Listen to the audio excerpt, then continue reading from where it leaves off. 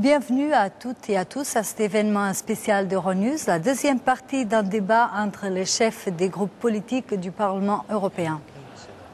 Présents sur ce plateau, Monica Frassoni de Verts, Nigel Farage, Indépendance et démocratie, Graham Watson de l'Alliance des libéraux et des démocrates européens, Cristiana Muscardini de l'Europe pour les nations, Monsieur Schulz, Martin Schulz des socialistes européens, Monsieur Francis Wurz de la GUE, de l'Union de la gauche européenne, et Monsieur Joseph Daul des Populaires. Cette deuxième partie du débat, elle est consacrée aux perspectives de la prochaine législature. Et la question que je commence pour poser, c'est, sans traité de Lisbonne, quelles sont les perspectives pour le Parlement et pour l'Europe? La question est pour vous, M. Farage. Vous savez, deux pays ont voté non à la Constitution. Donc on l'a rhabillé, rebaptisé en l'appelant traité de Lisbonne. Et le seul pays à s'être prononcé a voté non. Auparavant, deux pays se sont prononcés sur l'euro et ont voté non. Le fait est que les personnes présentes autour de cette table sont les représentants d'une classe politique qui croit à ces institutions. Très bien, mais les peuples d'Europe sont, eux, de moins en moins de leur avis. On a du mal à parler d'élections européennes véritables. Mais ce dont je suis sûr, c'est que le niveau de vote protestataire va être absolument énorme. Graham Watson, est-ce qu'on aura le traité de Lisbonne et cette constitution remodelée et revue auquel, au premier référendum, on a dit tout de suite non, le cas irlandais? Je pense qu'on aura le traité de Lisbonne. Il y a certains qui luttent contre, il y a certaines des organisations qui luttent contre, qui sont peut-être financées par l'extrême droite aux États-Unis, qui ne veut pas voir le développement de l'Europe.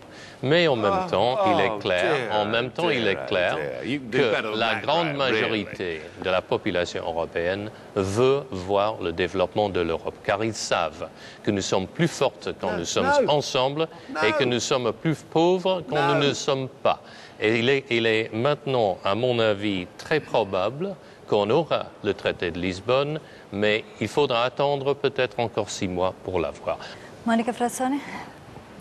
Moi, je voulais dire tout au début, pour commencer, que ce n'est pas vrai que les peuples ont dit non à plus d'Europe ou choses comme ça. C'est faux.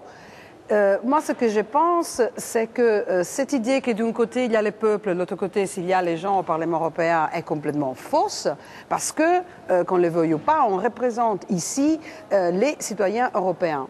Et donc, il faut que les citoyens européens soient motivés à aller à voter et exprimer ce qu'ils veulent. Le traité de Lisbonne, ça représente un petit pas à l'avant pour faire que les institutions, dans leurs compétences, marchent mieux.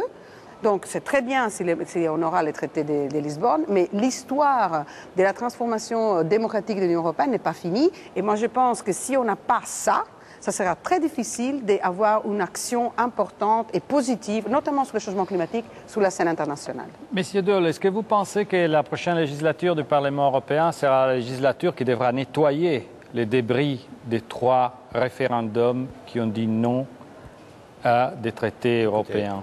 Je crois que la présidence française a démontré qu'on sait aussi travailler sous le traité de Nice. Et on a bien travaillé, on a même travaillé à l'unanimité. Bien sûr, il nous faut le traité de Lisbonne pour mieux avancer, pour mieux gérer l'Europe. Mais sous le traité de Nice, l'Europe ne disparaît pas. Je ne voudrais pas que des groupes comme M. Farage pensent qu'il n'y a pas de traité de Lisbonne, l'Europe disparaît. Non, l'Europe continue. Et ce qu'attendent nos citoyens, c'est qu'on règle leurs problèmes. Et c'est les gouvernements du centre-droit qui gouvernent actuellement dans chaque pays qui avancent et qui proposent des solutions. Les petits partis qui n'ont rien à voir, rien à dire, n'ont aucune responsabilité, donc ils peuvent raconter ce qu'ils veulent. C'est ça la différence entre les gens qui ont la responsabilité et les gens qui peuvent raconter ce qu'ils veulent, puisqu'ils ne peuvent rien et ils ne veulent rien démontrer. Monsieur Wurz, accusé de réception, est-ce que vous vous sentez co-responsable de cette situation? Vous étiez contre la Constitution. Je viens d'un pays qui a voté majoritairement au niveau de ses citoyens contre le projet de traité constitutionnel, et j'étais un acteur important de cette bataille. Et donc je vais m'expliquer. Pour autant, je suis en total désaccord avec la conception de M. Farage. Comme quoi, il n'y a pas les non d'un côté, les oui de l'autre. C'est plus compliqué. Oui, mais sur le plan concret, les résultats... Moi, je pense que Non. Là où le bas blesse, c'est le modèle libéral. Il est dans Nice, comme il est dans Lisbonne, comme il était dans le traité constitutionnel, comme il était dans le traité de Maastricht. C'est ça qu'il faut changer. C'est ça qui est au cœur de ce que j'ai appelé la crise de légitimité. Est-ce que vous sentez, vous pensez que les deux traités, les traités constitutionnels d'abord et les traités de Lisbonne après, c'est des traités néolibéraux? Celui qui croit que le traité de Lisbonne ou la Constitution était moins social que le traité de Nice, sur lequel nous sommes aujourd'hui, n'ont pas lu les textes. Pour répondre clairement, c'est plus social. C'est pas ce que nous avons souhaité, c'était quand même un progrès. Mais permettez-moi de vous dire un mot sur la démocratie. Le collègue Farage appartient à un groupe qui parle toujours de la légitimité par référendum. Ça inclut déjà que les traditions des pays qui ne connaissent pas le référendum sur des traités internationaux, que la ratification parlementaire est moins valide qu'un référendum. Ça, je trouve déjà peu acceptable. Je vous cite un pays qui n'appartient pas à l'Union européenne, mais qui ne connaît pas du tout les référendums, mais qui est quand même démocratique, les États-Unis.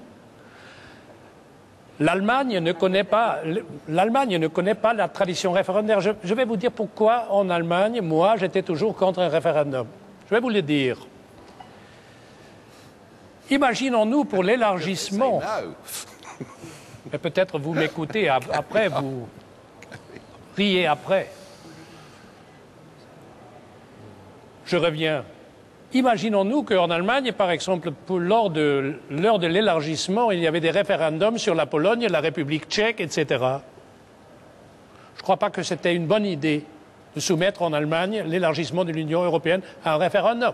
Et la ratification du Bundestag et du Bundesrat était absolument démocratique. Dernière remarque, M. Farage. Il y avait 4 référendums sur la Constitution. Un en Pays-Bas, perdu. Un en France, perdu. Il y avait 2 autres. En Espagne, 72% pour. À Luxembourg, 60% pour. Dans l'ensemble des pays qui ont voté par référendum, il y avait une majorité des citoyens pour la Constitution. Respectez-vous aussi la démocratie. Ce que vous êtes en train de dire, Monsieur Schulz, les implications de ce que vous êtes en train de dire concernant le concept même de démocratie, c'est terrifiant. Vous êtes en train de dire que nous ne devons pas demander à la population allemande ce qu'elle pense, nous devons la guider. C'est terrifiant. Je n'oublierai jamais ce que vous avez dit ici au lendemain du non irlandais, que nous ne devons pas nous incliner face au populisme. J'espère qu'aujourd'hui, vous allez vous excuser pour ce commentaire. C'est absolument... Écoutez, c'est pas moi qui est... Vous êtes antidémocratique. Vous croyez que la classe dirigeante sait mieux que la population ce qui est bon pour elle. C'est monstrueux. C'est un honneur pour moi d'appeler par vous antidémocrate. Merci beaucoup. Madame Muscardini. C'est pas un partenaire.